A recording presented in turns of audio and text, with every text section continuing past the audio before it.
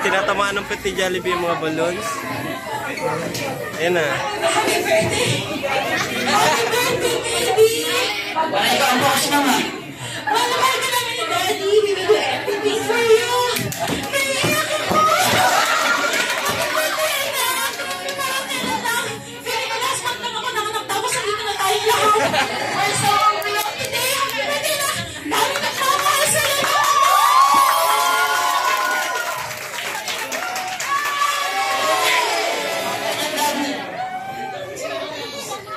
Happy birthday ulit kay KD.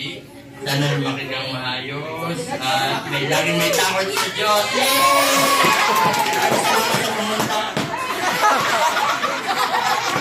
Kasi kasi lagi ang anak Ray. Sa December, masasaksihan na natin ang pag-blow ni Katie ng kanyang birthday candle.